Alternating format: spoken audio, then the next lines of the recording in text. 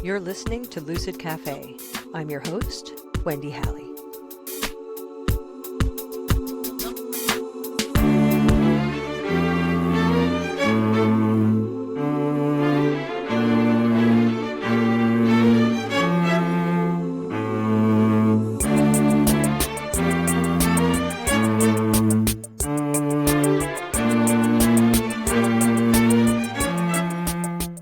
Hello and welcome to Season 5 of Lucid Cafe.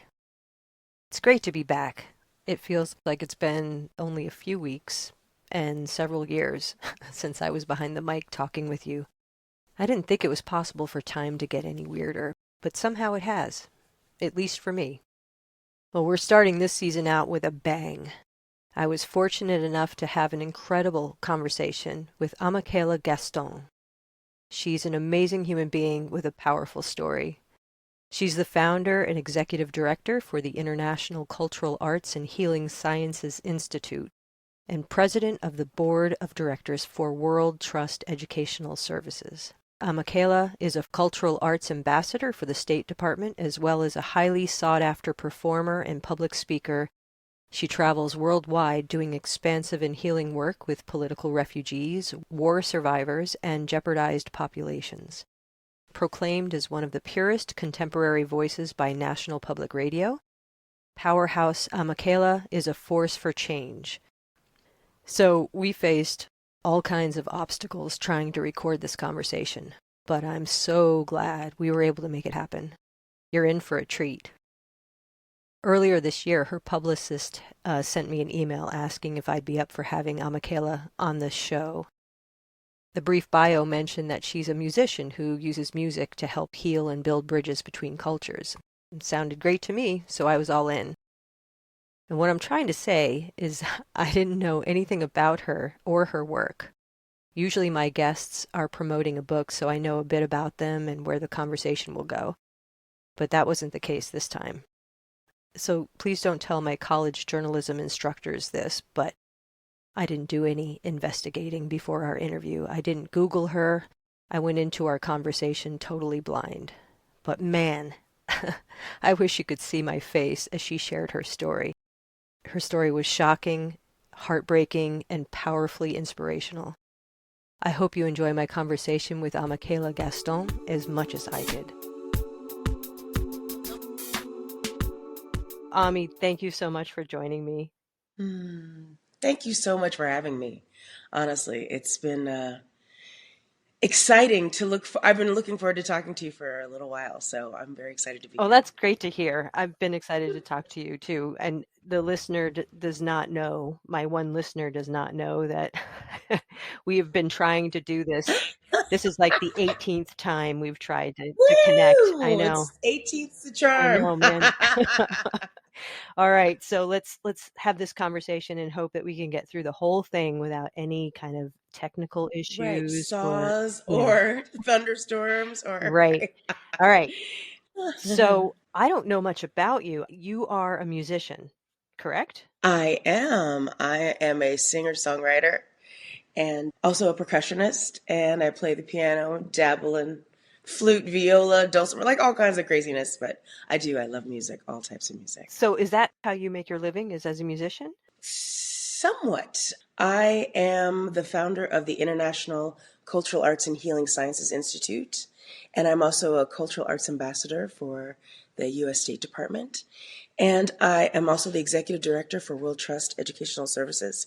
And all of these things come together and coalesce around authentic expression and really honoring our ability to share our voice and be heard in a way that allows our fullest soul and heart to be revealed. And oftentimes that's through the arts. So I go around the world and I do singing and drumming with a lot of refugees, like in Palestine and Turkmenistan and Tajikistan and many, many, many places, quite frankly, and really encourage drumming for joy and music as medicine. That's the programming that I bring. So I am an artist, and I do perform a lot. I actually have a show coming up at the Kennedy Center next week, but it's arts in activism. It's arts in motion. I just don't have like a standard jazz set like down at the club, even though I love those too, and I have done those before. But the majority of my performance is around social justice movement. Beautiful. So how did you actually find your way down that path? Because that's quite a list of organizations that you're involved with. I'm also a teacher at the California Jazz Conservatory, a professor and the director of recruitment for the California Jazz Conservatory. And I really came about this because my whole family is into music. My mother plays classical piano.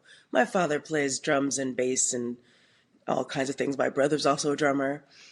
And in our family, we would really weave music into everything. Anytime we wanted to do household chores or get out of household chores, we would play games like ham bone, and whoever wrote the best rhyme got excused from the chores. Nice. So it was always incentive to sing and to create. And, I grew up in an activist household as well. So we always marched and we had people over making signs and posters so we could go down on the hill and sing We Shall Overcome with hundreds of thousands of people. And there's always music in social justice movements.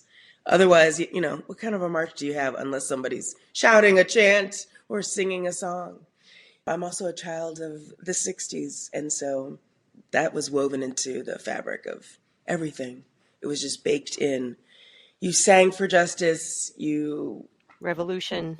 revolution, right? You walked for justice. You were all about making change in the world, and that's still relevant and apropos today. Gladly and sadly at the same Yeah, time, right? right. So it's in your DNA, is what you're saying. I mean, it is just 100%. you have It makes up the fabric, music in the your core of who I blood, am. in your Yeah, veins. yeah, it's true. That's cool. What was it? Thank the goddess. I mean, seriously. I can't imagine a world without music. It's just too No, no, bananas. that would be a sad fucking world.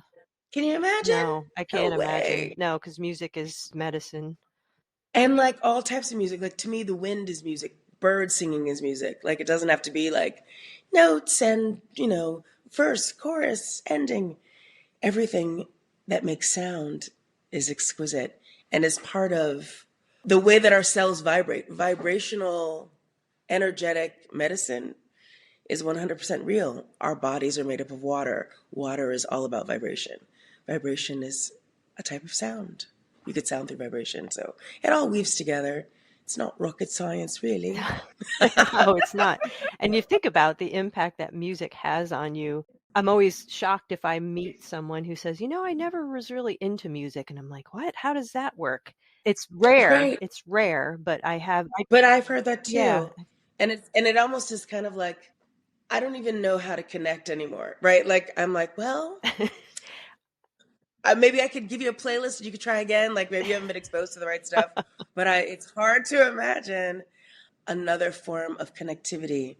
At least in my world, the majority of my friends are artists of some sort, whether it's theater, dancing, drumming, singing, whatever it is. There's some form of creative outlet and self-expression, and the majority of it in my world is through music, quite frankly. And you know what? I think we all, whether we're aware of it or not, are craving a creative outlet of some sort. Yes. And that those of us who aren't able to access that, I don't think Slowly go it mad. goes well for us. Yeah, I don't think it goes well. No.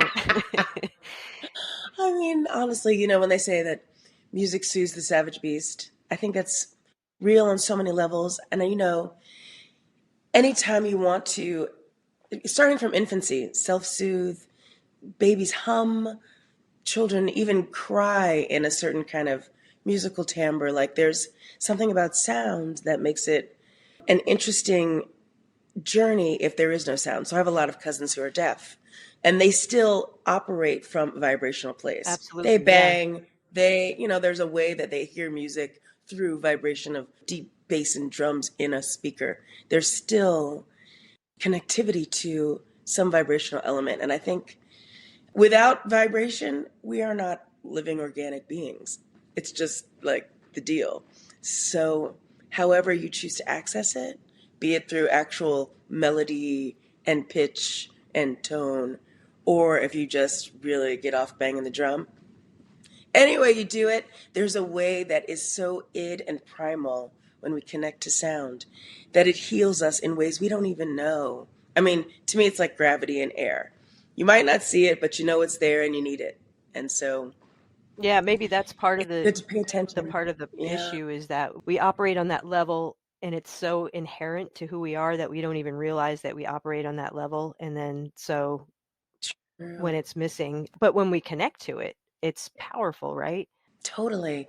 It's very interesting too, like to hear stories about little children who all of a sudden will burst into sound. Like they just suddenly wake up and they're like, ah, they hear something and it resonates with them and they start singing in alignment with that thing, be it a rain stick or a bird singing.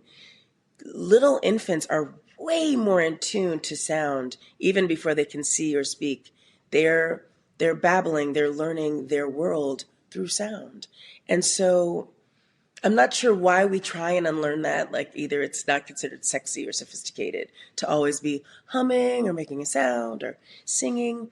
But a lot of people that like you said lose that connectivity around it are, I think, sad. And I'm sure there are studies that are shown ways that people feel alone and disconnected when they can't do some sort of talking to someone or singing with someone or being at a club and listening to music or going out in nature and hearing sounds. Like I remember when I was in the hospital after I got run over by a truck, and that's a whole other story, child. Holy shit. But when I was in there, yeah, that's a good one. We'll get into that in a Okay, second. But please. Yeah. when I was in the hospital, the only sound I heard was beeping, like just The machines. the machines, and I would try to form some sort of polyrhythmic sound song out of it to keep myself from going nuts. But I really needed, as soon as I could get my hands on headphones, Mm. hear music, it was really the only way that I could heal truly my spirit and my body from the inside out, quite frankly, because it's so important. And I do believe that that's how I healed fully from the accident, which happened years ago. It was actually I was run over. It was a hate crime that I survived, What? and yeah, So girl, somebody I thought you knew this. about you?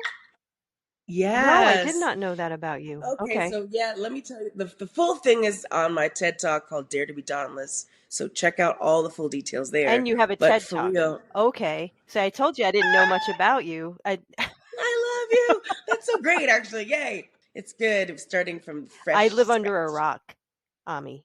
I love that rock. I I love rocks and Yeah, I living under live them under a too. rock, and so I apologize. No, child, please. And let me tell you something. These days with the news, I prefer to be under a rock Yeah, and oh, watch that all that I'm crap. under that rock too. I'm under the I don't watch news or look at headlines. That rock. Cause why? Cause It's if it isn't like Real Housewives of some ridiculous town, you're like, I'm okay, I'm it's thinking that. that if something really serious happens, I will find out about it. Yeah. Exactly. Right. The grapevine to It me will is more happen. I will authentic. People will tell me. True that. And honestly, I'd rather watch the elephants. Like they talk about how the tsunami, nobody was believing weather forecasters and nobody even really knew. But the way that they knew something was going down was when the elephants started finding high ground. Mhm. That's my news channel, honey. Yep. For real. Yeah. All right. So, So this yeah. hate crime. So what happened was, yeah, it was my last big bash before medical school. And I was like, all right, I'm going to go to this giant women's music festival and I'm going to shake my shimmy and drum my drums and sing my music and then get to work. And we got to the festival and it was a long line to get in. And so I was standing in this field of flowers, just like, this is so funny. I actually was wearing a flower child shirt and that I had tie-dyed. I was very proud, hippie moment. And I was like, yes, I'm a flower child standing in a field of flowers. Right. Okay. Anyway. Yeah, I'm corny like that. And I turned around and this giant white truck ran me over. Jesus. And I remember rolling under this truck and thinking, this is a crazy dream. I have to remember this when I wake up. And I was under the truck and it dragged me 86 feet on a gravel road and it crushed my ribs into my lungs. And I had a pneumothorax and hemothorax and all the thorax, all the things that puncture your lungs and cause blood to rush in. And my legs were broken. I had a comminuted fracture where your bones God damn. jut out of your leg. Yeah, baby, it was not a joke.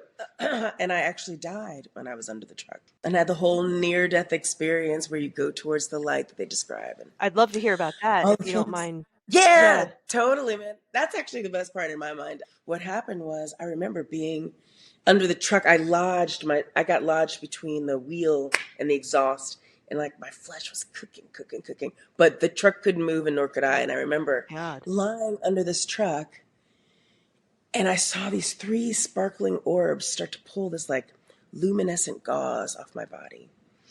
And I knew it was my spirit, and I knew I was dying. And I started being like, holy crap, my mom is going to kill me if I die out here. Like, I'm going to get double slammed. That's what went First through by the your truck, head. then by my mom. Yeah, dude. So I remember looking at these three sparkling orbs pulling this gauze off my body. And I was like, holy shit, I cannot die out here. So what can I do? So I started trying to think of songs that I could sing. And like of all the times to be indecisive, those like old 70s like commercials where they're like, goodbye, Yellow Brick Road. Like all these songs like scrolling in front of you. Right. All the songs I was trying to pick, I didn't know all the words. I'm like, Yellow Submarine. Okay, no, I don't know the words. Like classic rock, like first scrolling through in front of my face. And I was like, holy crap, I can't think of anything to sing. And then all of a sudden, out of nowhere, I mean, literally out of nowhere, this this being came towards me, and she had jet black hair that went down to her legs, and she was all blue, like deep sea blue, and like stars, and like she had no human face, just and really long wavy arms, right? And she came and she laid her head on my shoulder and wrapped her arm that went all the way down my body, and she was rubbing my face and going, just relax, just let go, just relax, just let go. And I remember turning to her and being like, make them put the things back. Tell those orbs, put that gauze back. I got to get out of here. And she was like, just relax, just let go. And I stopped breathing and I left my body. And, you soar above your body, and I could see everything under me. And I went to the clouds, and I remember that they talk about a lot in near-death experiences that you go to the light of your understanding. So little kids go to their parents' bedroom, or if you like working in an office, you go to your office, whatever it is. But my parents traveled a lot, and we would get plane tickets at night. So we'd fall asleep, my brother and I. But we always went to sleep looking at the setting sun. And so I've always loved big, giant orb setting sun. And so I remember flying towards this giant setting sun, and it was so quiet. It was like, and I was like, ooh, I could get used to this. And then I started hearing music and just like this gorgeous singing and full harmony in a language I didn't know. And the minute I got good with dying, I came swirling back in my body. And it was the first time I took a breath, and I could feel, the pain, like everything was broken and Mm. crushed, and bleeding and burning and like everything. And the orbs dropped the thing, and the lady left.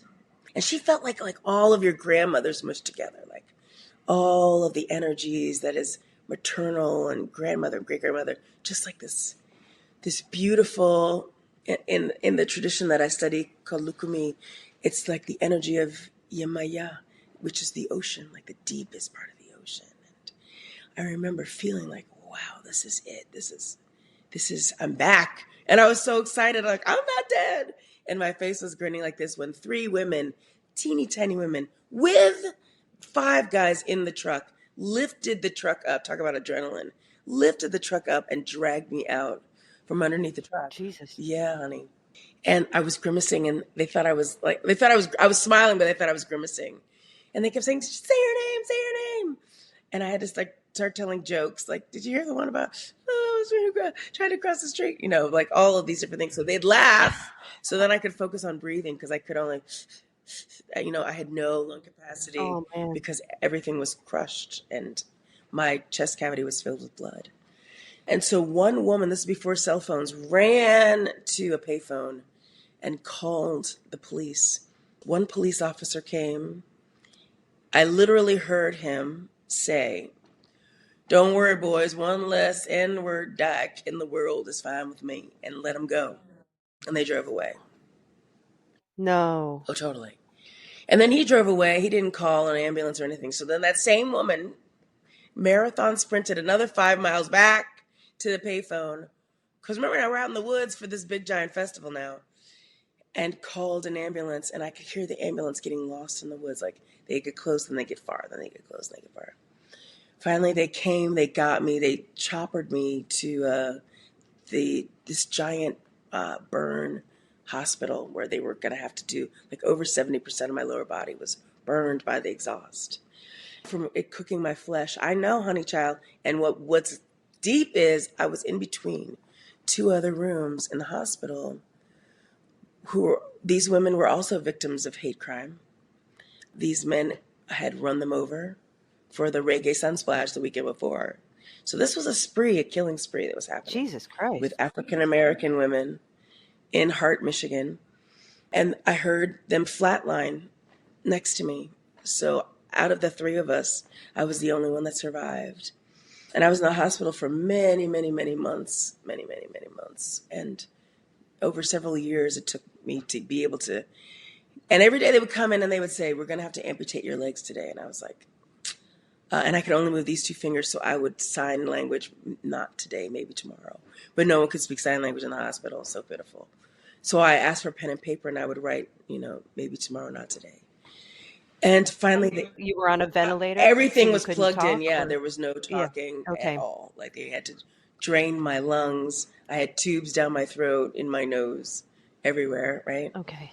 And so then my mom, who was the assistant surgeon general at the time, came, and thank God, both my parents are scientists and physicians, and they were able to really monitor what I was being given, how the kind of care that I had, which again reiterates how important it is for us to have community and health advocates with you, because otherwise you have no idea. One day, one nurse came in and she was like, "All right, I need you to roll over. I'm a traction." And she's like, "We're going to have to take out your gallbladder today."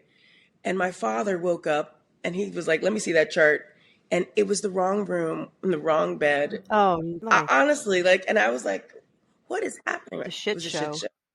So when I finally got to medical school, I was that student in the front and center, like, "That's wrong. That's wrong." As a patient, I could tell you, you need more than 6 to 9 minutes with your patients because that's part of the protocol that they teach. And so it was very interesting to be in a place where my healing was very based in complementary medicine. I was a vegan at the time. I had people coming in with crystals and drumming, and I was that room, honey, where that was the only way that I was going to heal. And I just told the nurses, I was like, "You're just going to have to get over it because incense is going to be burning, and there will be this is going to be that voodoo room, honey." And how this is going to go down. But finally, after that, it was that incident that got me to create the organization I told you about, the International Cultural Arts and Healing Sciences Institute, and the Music as Medicine programming that I do within it, because I do feel and have seen when I work with these at-risk children, youth, and family populations that have been traumatized and ravaged by war, and they're steeped in PTSD, post-traumatic stress disorder, and they just can't move or speak. The way through is singing. The way through is drumming. The way through is an outlet for them when words don't do it, to just be free. And actually, it was the Dalai Lama, when I sang for him, that was the one that was like, "You need to do that." And so it was really a beautiful Really? journey. Yes, I got to sing Okay. Yeah, well, it's what the fuck kind of journey? Holy shit. I love it, man. I mean, I wish people could see my face as I'm listening to you right now. And it was one of those moments where you get it was like, when I got the invitation, it came in the email and it was like, "His Holiness the Dalai Lama has chosen you to be one of 6 worldwide performers to commemorate the Golden Buddha statue in India." And I felt like I was reading, I have $6 million in the bank, and can you, one of those sham deals where you're like, sure. Yeah, So I exactly. just responded, sure. Send me a Yeah, money man, send me a order minority in order. order to That access. Yeah, exactly, right?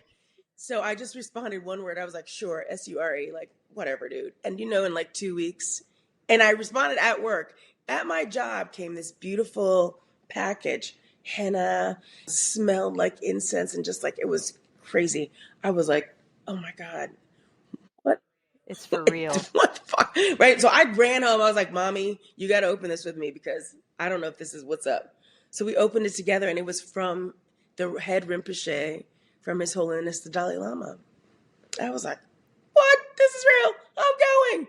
I didn't know what I was doing. I packed up me and two musician friends of mine. I'm like, we going to sing for the Dalai Lama. Let's go. And we went to Varanasi, India. It was incredible. And on our way to New Delhi, we rehearsed at this monkey temple, literally with all of these monkeys. That was our audience.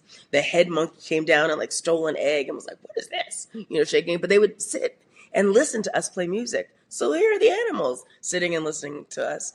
We get there to sing for His Holiness, and I had seen and read a lot of works by the Dalai Lama and the calendar, and all the things, right? All of the ways that he's like pumped up in the world. And I was like, I'm very excited to see what this brother is about. Like, is he really as shiny as everybody says? And I am here to tell you, sister love, from the bottom of my heart, the air stood still when that dude walked down. And you know, For real. for real, like not just pomp and circumstance. Like it wasn't just for show. This man, when he came in, like, and they blew this beautiful shofar, and everyone was there. There was like 5,000 Tibetans that are kneeled on the ground in front of the stage, and he had this big throne that he was going to get walked to, and he was walking, and you could hear like even the birds stopped. Everything was like, Wow. and he was walking with a smile, and they were throwing flower petals in front of him, and it was just exquisite. I was like, whoa, this is not a joke. This dude has got some juju going on. So they walk him to his throne, and everyone sings before me, and it's like all these things, and I'm the closing artist. And there's only six of us, right? And it's all like pretty acoustic, simple. It's not like rock bands or anything. It's just, and so me and two of my friends, we sing the song, and I'm drumming, and I go, "Hey, Baba Dalai Lama!" Like at the end of the song, and all of a sudden, all these people that have been silent start cracking up, and I open my eyes. I'm like, "What happened?" And I'm looking at him, and his little feet are in the air. He's like, "Ha, ha, ha." Like he's cracking up, and everyone's laughing. I have no idea what happened. I was like, maybe an eagle flew overhead, or a child did something. I'm like, da da da da da. At the end of the song, dude, all of these, everyone bum rushed the stage. They were squeezing my cheeks. I was like, and I just figured maybe it's because I'm the last artist. This is what they always, I have no idea what's going on. So all the artists at the end, the Dalai Lama is putting they're called peace prayer shawls around your shoulders. And, he kind of bows, and you bow, and he puts it over your head. And as and everyone's going in front of me, and I'm the last one, and as he's putting it over me, he whispers in my ear, "I'll be your daddy." And I was like, what? What? What? And then I'm like, yes, thank you, and done. You're my dad. I get back to the embassy, and they are cracking up, and they're like, "We love when you call him daddy." I was like, when did I call him daddy? In their tradition and culture, when you say Baba, nobody over three calls anyone Baba. Baba means daddy. But in African tradition, it means great Oh, teacher, it means elder, someone you respect. But it doesn't literally mean so the cultures crossed right boom, which is there. why part of the work that I also do is around culture and diversity, equity, and inclusion, and really getting us to a place where being all of us one voice, one sound, one rose bush with different roses, like we can all be together and have different cultures and have biodiversity and have it be cool. Like it doesn't have to be so like drama filled, and that hate crime really drove that I vote home. for that. Yeah, right? Yeah, Like isn't there a way for us to coexist? Like what drove them to a place of such hatred and irreverence for life? Like they just could care less.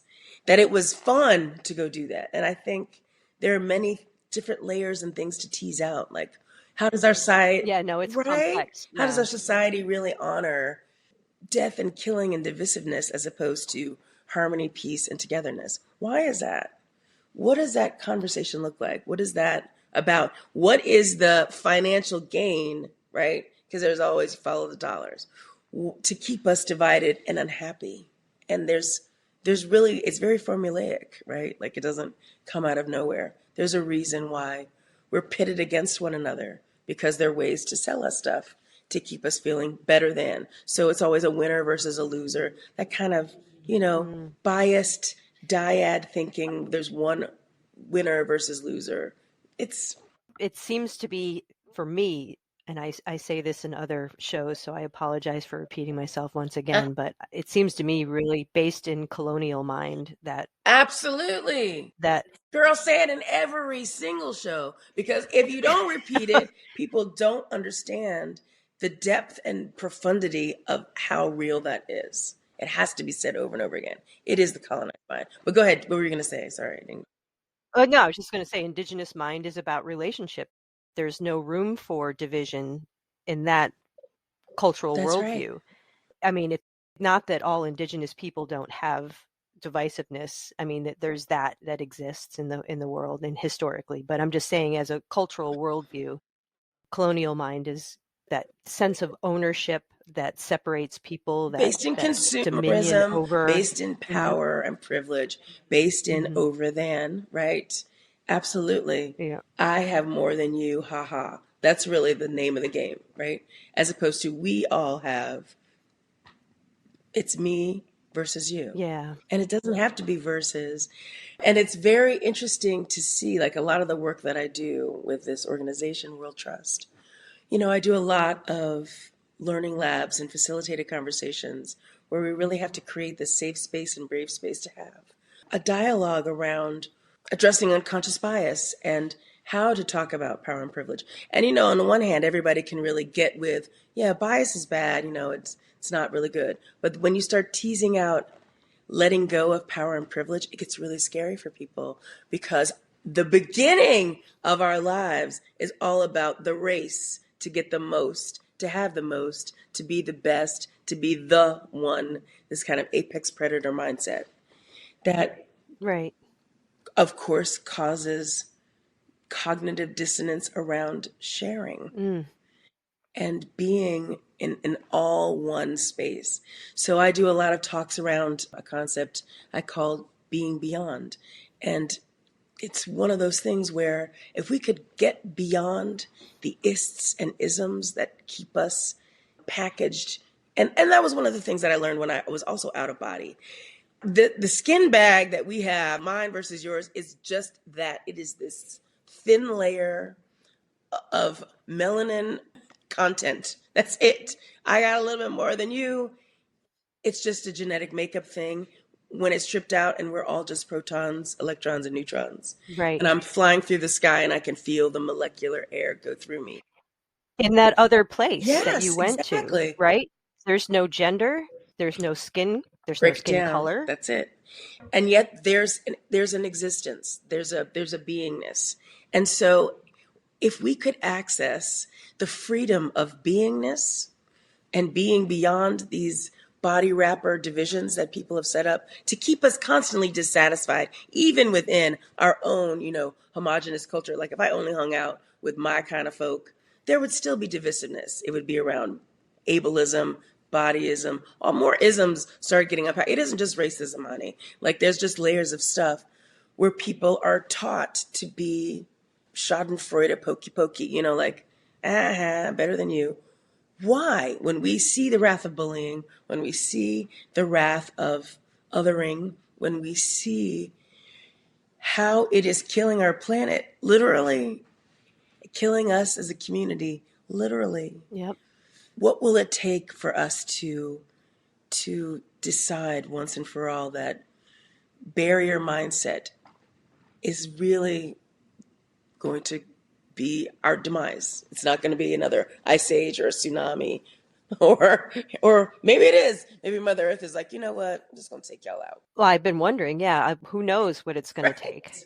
I mean, we're not a very highly evolved species. So, so true. I mean, ants rock so much harder than we do. But is that part of the reason why we're here too, is to learn all of these Right. things, and we've gotten so far away from the lessons that we need a little shaking up Yeah, to remind I us do. of, like, Absolutely. And I think that he who shall not be named, that's part of what he's doing. Like, people are always like, Trump's here to shake stuff up.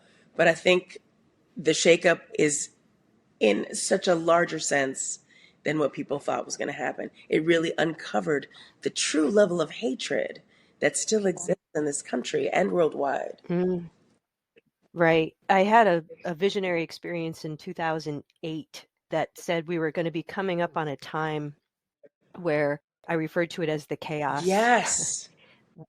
where all of the things that were hidden were going to be revealed, and it was going to happen on every Yes. level, the global level, Yeah. regional level, the national level, and then the community level, and then down to the family system, couples, the individual. It's like you could run but you can't hide, kind of thing. And that's where we were headed, and I didn't know what it was going to look Yeah. like, other than it was not going to be fun.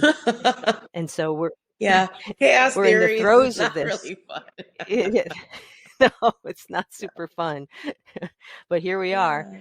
Here we are. But I think there is kind of something to it, kind of what I think you're saying, right?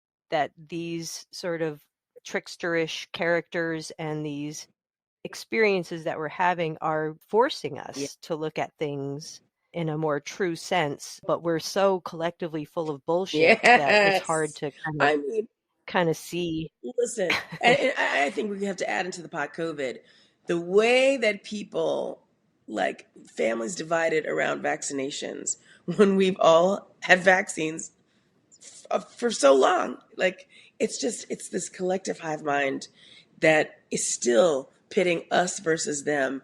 I saw this comedian, he was like, instead of having gangs of like the Crips and the Bloods, it's like Moderna versus J&J versus, you know, Pfizer. Yeah, Pfizer. right. Yeah. But it's versus non versus anti-vaxxing. So Yeah. it is going to be a trip Yep. to see how Just pick a group, any right, pick group. a group, any group, right? And Yep. it'll be a trip to see how this all shakes out. I really. I'm actually fascinated in my little bubble here in Vermont, watching what's going to happen. I've got my popcorn and I, Who's going to die I'm next? just Right, doing exactly. my thing. I'm talking about colonial mind here and there, and Yeah. yeah, and talking to incredible people like you. I mean, I was going to say that I'm so sorry we live in a world where that hate crime happened to you. thank you. And I appreciate that. And I take that in and I think about how I am just one drop in a bucket of, I mean, George Floyd's. When they did these marches where they just started listing the names of just one particular strain of people that have been abused by one particular strain of humanity, Hmm. i.e., the cops, there was no end to the list. It was so vast and massive. It just became like blah, blah, blah, blah, blah, blah, blah, blah, blah, blah, blah, blah. Just endless, endless. And, you think about, I think about Emmett Till, I think about Harriet Tubman, I think about people from our collective history and herstory that stood in an iconic fashion, like George Floyd does now, to remind us all of how bad this is and how we still have so much more work to do. Hmm. And I am, like you said, popcorn in hand, extremely curious on how it's not resonating enough to a place of actual departure into becoming a true change agent. And a lot of people have. I will say, like, a lot of the work that I do where I go out and do these facilitations with World Trust picked up a lot after George Floyd. But because it's 2 years later now and people are like, okay, I don't feel like talking about that anymore. I'd rather watch Netflix and do something else. How it's dwindled to almost nothing again. So the It desire to, has, you're right. yeah, the desire to actually make change is very tied to trauma and traumatic events. And so I do believe that this is part of our reality TV addiction, right? Like, true crime stories, right? Hmm. Instead of actually wanting to be a part of the solution, it's like, what's going to happen next? Everyone's standing on the sidelines and too exhausted to do any of the hard work it takes to actualize a shift in collective consciousness. So what I was going to ask you is then that whole near-death experience, it seemed to have inspired you to go down this path, Yeah, right? true. And how cool that you're doing that, that out of that experience, because you could have gone in a myriad of Yeah, directions yeah, from yeah. that. I mean, and you chose Do this. to do the work around connection and, well, yeah, just connection, Yeah. trying to connect people to their own music, to their own voice, to each other. So, what do you want people to know about your work Thank or you. anything you'd like to I promote about your work? I would love to actually promote everyone that's listening, promote your own work. And you can utilize tools that I can provide by going to worldtrust.org. It's actually world-trust.org, or racial equity learning tools, or any of these things. And you can also like check out my TED Talk, Dare to be Dauntless. But even more than that, it isn't just my voice. Keep listening to Lucid Cafe.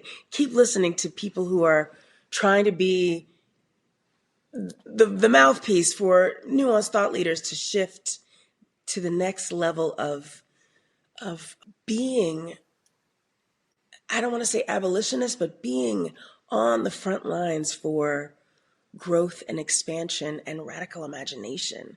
And I think that that is the most powerful way to be in alignment with life, is to be in life, not just watch life, not just talk about life, but to be in life, be in the movement for change, be one of the true change maker agents. What is that going to take? That's going to take doing things like this, having these very profound conversations, by listening to podcasts like this, by checking out websites with other people that are having conversations, and then doing it yourself, going out and starting a brown bag conversation group where you're talking about how to make change in your neighborhood, at your local school, da da da da, whatever it is.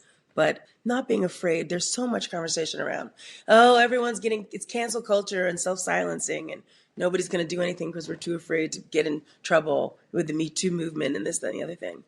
And I'm here to tell you that you're going to have a really, really, really small subscribed life if you are afraid to not just share your voice, but hear other voices, and to be brave to to do that. You have to be brave to put yourself out there with the possibility that people aren't going to like what you have to say, and that's okay. It doesn't have to be volatile and destructive. That's part of this whole reality TV addiction I was talking about earlier. Right. But we could have this beautiful conversation, and I could say something and you could be like, well, actually I like Trump, and we can have discourse. Like, isn't that the beauty of it? And I mean, I've gone to places like Azerbaijan where I say, where do you all sit around and talk about things you want to change in your government structure? And she responded to me, only from jail. Okay, Oh, all so right. there it is. Yeah, exactly. If that doesn't inspire you to be like, okay, let's talk, and let's talk in a way that's going to bring about Yep. a desire. Yeah, it doesn't Conversation. have We to need to have be a conversation. conversation, Yep. And and there's a way courageous to have conversation. conversations too that even, I mean, where it Yes. doesn't have to end in an ugly way. There's an Yeah, art to it though, right? absolutely. That's right. So we need to It learn the requires art of listening. communication. That's right. Talk about it. And that I actually can say one of the things that we do at World Trust is we do this conversation modality called strategic questioning, started by Dr. Fran Peavy, where you actually engage in a conversation that's based around diving deeper through questions and being curious and open and allowing things to unveil themselves without it being like argumentative and shaming, blaming, and filled with guilt and all of those things. Like you said, there's an art to It's it. perfect. Yeah. Yeah. Absolutely. I'm so glad you have this Lucid Cafe. What a great name and what a great I space. love the word lucid. Thank you so much. Well, Me I mean, too. now that I've heard your story, I'm extra glad that we were able to make this conversation work. Me too. After our Yay. 19th time, it worked. I'm really, really glad. I'm so glad that you came on. Me And I'm too. so glad you're out in the world doing what you're doing. Thank you. And my website's it's almost done. When it's done, check out www. Well, you don't have to say those W's anymore. That shows how old I am. Amikaeyla, AMIKAEYLA.com. Okay, and I'm going to put links to all of those things in the show Okay, notes, like your perfect. TED Talk and your foundation and your Perfect. website. And I just want to thank you again for coming on and sharing your Thank story. you. It's super crazy powerful. Thank you so much, sweetheart. I appreciate your time and the beauty that you are making in the world doing this great work. Holy shit, right? I'm thinking season 5 is off to a mighty fine start. If you'd like to learn more about Amikaeyla and her work, I've included links to her website and TED Talk in the show notes. Well, stay tuned. I've got a whole bunch more thought-provoking episodes coming your way this season. And thank you so much for listening and for supporting the podcast in whatever way you can by giving it a positive review, letting others know about the show, making a donation of any amount, or by checking out the offerings at the Lucid Path Etsy shop. Until next time.